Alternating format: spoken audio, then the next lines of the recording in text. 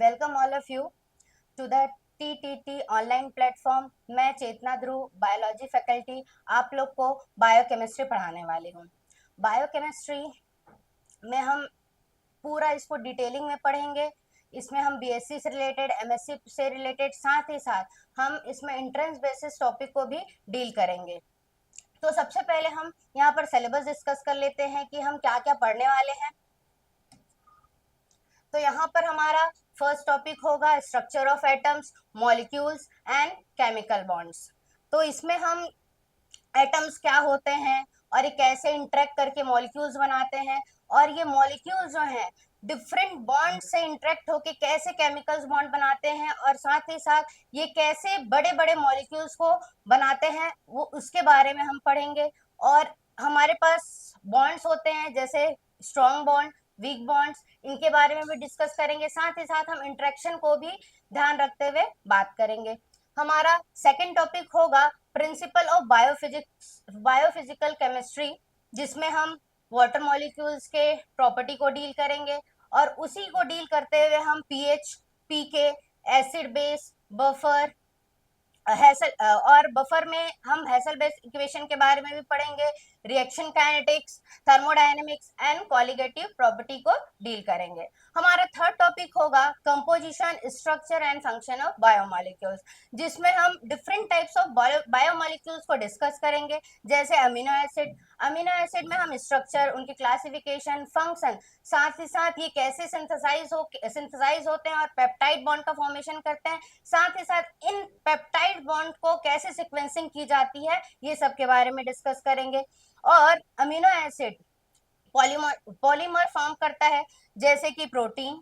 अब प्रोटीन के बारे में हम डिस्कशन करेंगे, इनकी प्रॉपर्टी कैसी होती है, ये प्राइमरी स्ट्रक्चर कैसे, इनके प्राइमरी स्ट्रक्चर कैसे होते हैं, इनके सेकेंडरी स्ट्रक्चर कैसे होते हैं, इनके टर्शरी एंड क्वाटरनरी स्ट्रक्चर, साथ ही साथ इनके स्ट्रक्चर के बेसिस पे इनका फंक्शन कैसे होता है, इनको हम डील करेंगे।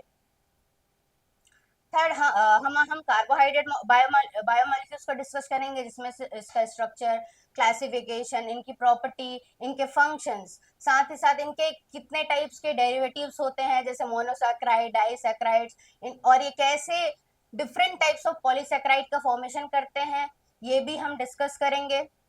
हमारा फिर आगे टॉपिक होगा लिपिड। लिपिड में हम इनके क्लासिफिकेशन, स्ट्रक्चर एंड फंक्शन को डील करेंगे।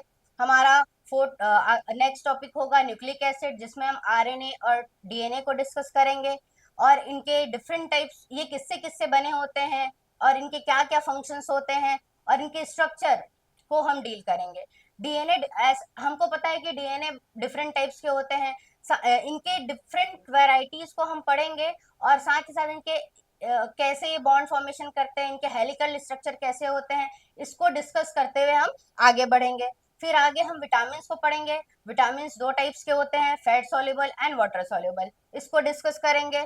और इसके आगे हम पढ़ेंगे कि प्रोटीन और न्यूक्लिक एसिड डिफरेंट फैक्टर के साथ कैसे अपनी स्टेबिलिटी को दिखाते हैं।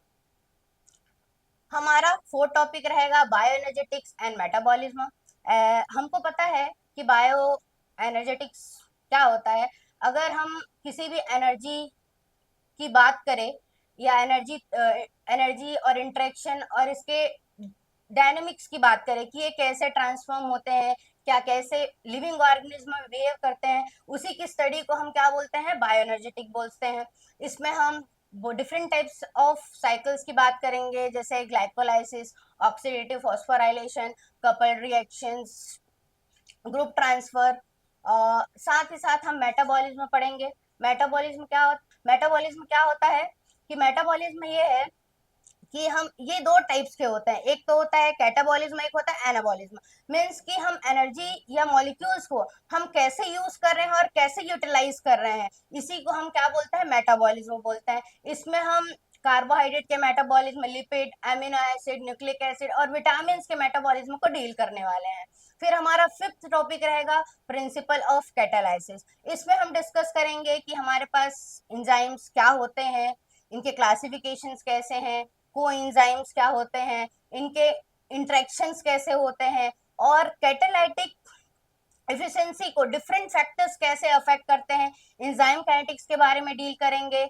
और यहाँ पे डिफरेंट एंजाइम्स कैसे इनिबिट होते हैं, जैसे कि और एंजाइम इनिबिशन कैसे होते हैं, और साथ ही साथ हम allosteric enzyme, iso enzyme, ribo enzyme and multi enzyme complex के बारे में डिस्कशन करेंगे। ये तो थी पूरी सिलेबस की बात। आज मैं आप लोग को जनरल इंट्रोडक्शन देना चाहूंगी कि बायोकेमिस्ट्री होता क्या है।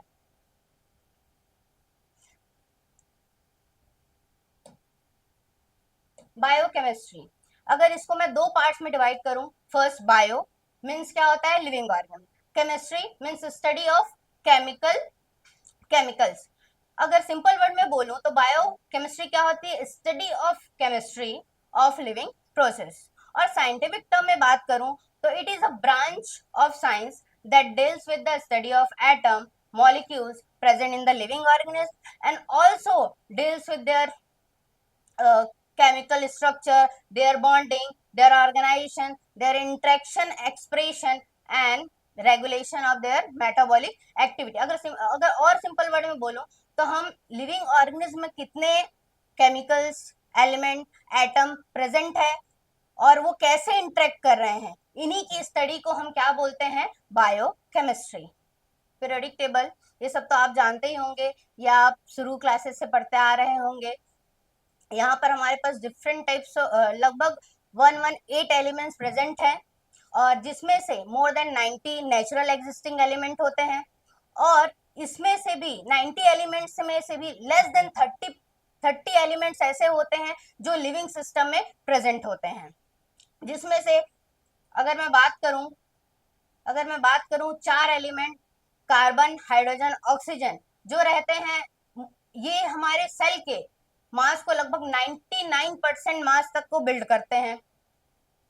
अब देखो कि हम यहाँ पर जनरल डिस्कशन कर लेते हैं कि पीरियोडिक टेबल कैसे डिवाइड होता है, क्या होता है।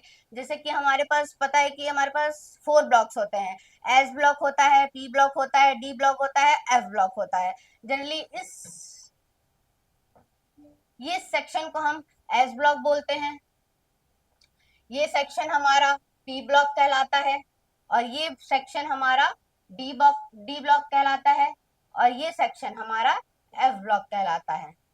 हम आते हैं बायोमोलिक्यूल्स के बारे में बात करने के। हमारे पास डिफरेंट बेसिस होते हैं बायोमोलिक्यूल्स को डिवाइड करने के लिए। हम यहाँ पर इनके मॉलिक्यूलर वेट के हिसाब से इनको डिवाइड करते हैं। तो इनकी दो टाइप्स होती है, एक होती है माइक्रोबायोमोलिक्यूल्स, सेकंड होता है मैक्रोबायोमोलिक्यूल्स। ऐसे मॉलिक्यूल्स जिनके मॉलिक्यूलर वेट लो हो वो माइक्रो मॉलिक्यूल्स की कैटेगरी में आते हैं और ऐसे मॉलिक्यूल्स जिनके मॉलिक्यूलर वेट हाई होते हैं वो आते हैं मैक्रो मॉलिक्यूल्स के कैटेगरी में।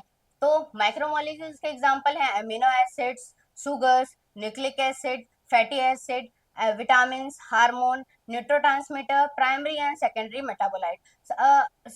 कभी कभी हम माइक्रो मॉलिक्यूल्स को मेटाबोलाइट्स भी बोल देते हैं।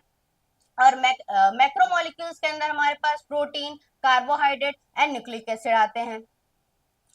फिर साथ ही साथ अगर हम उसको डिवाइड करें, हम एलिमेंट्स को डिवाइड करें तो वो हमारे बॉडी में कितनी जरूरत है, उसकी ट्रेस अमाउंट में जरूरत है या बल्क अमाउंट में जरूरत है, उसके हिसाब से हम इसको दो कैटेगरी में डिवाइड करते हैं, bulk elements and trace element. और हम लोग इसको साथ ही साथ इसको माइक्रो एलिमेंट्स भी बोल सकते हैं और मैक्रो एलिमेंट्स भी बोल सकते हैं।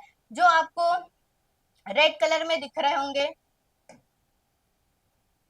जैसे CH NO, P, S, chlorine, hydrogen, ये सब बल्क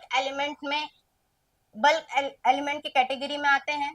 ये हमारे बॉडी को ज्यादा अमाउंट में चाहिए रहता है। और जो आपको येलो कलर में दिख रहे होंगे इनको हम ट्रेस एलिमेंट या माइक्रो एलिमेंट्स बोलते हैं, जैसे मैग्नीशियम, क्रोमियम, मैग्नीज, ये सब हमारे बॉडी में कम रिक्वायरमेंट होती है, इसलिए या ट्रेस एलिमेंट में या माइक्रो एलिमेंट में आते हैं।